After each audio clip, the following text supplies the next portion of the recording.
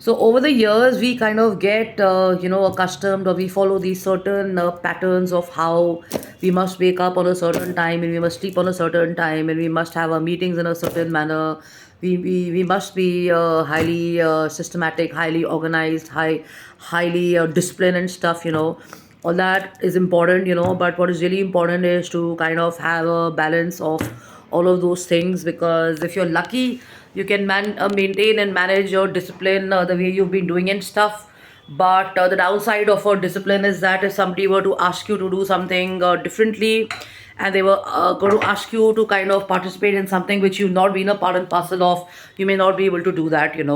So there have been times when I'm like sleeping at 4:30 at 5 o'clock in the morning and going for my meetings at about 10:30, 11 or whatever, and I come back and I've just slept. And the learning is that if something is really important for you, you are actually going to kind of wake up doing it, rather than saying I'm giving it a pass and I'm not going to do it. So this is what she's saying. We are conditioned to associate with activity, and we are so conditioned to be overworked. We are so conditioned to be just doing and just running. We are so we are so conditioned to just keep achieving, just keep doing. I'm not saying don't do. It's great to have aspirations. It's great to have goals. It's great to have strategic plans. It's great to have tasks before you at work, personal, professional, creative or whatever. Even in music, even in intellectual pursuits and stuff. Even in golf, or even in let's say a sports regime, or even if you're in the business of making money through.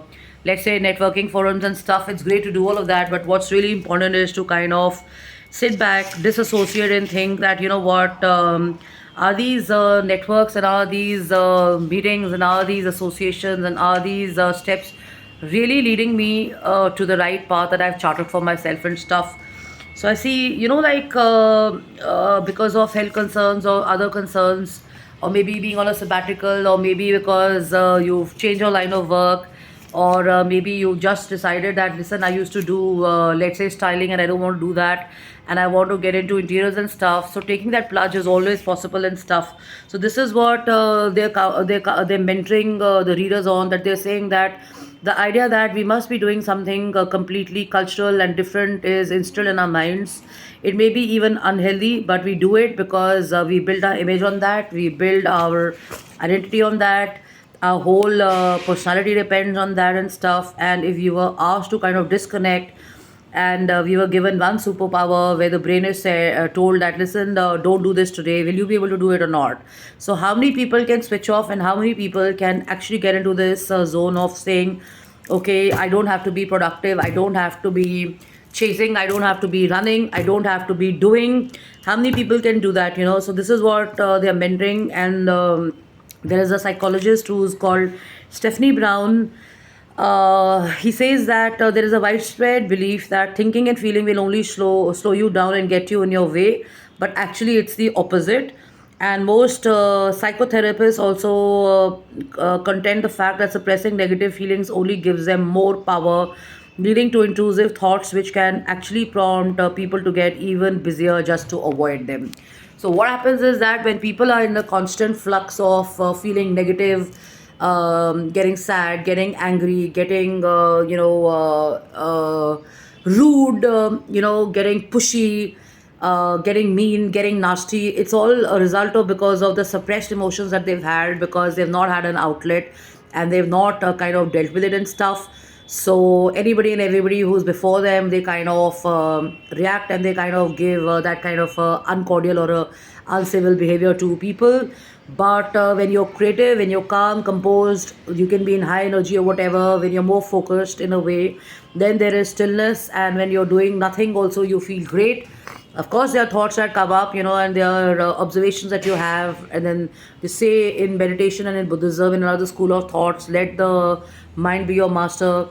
Then let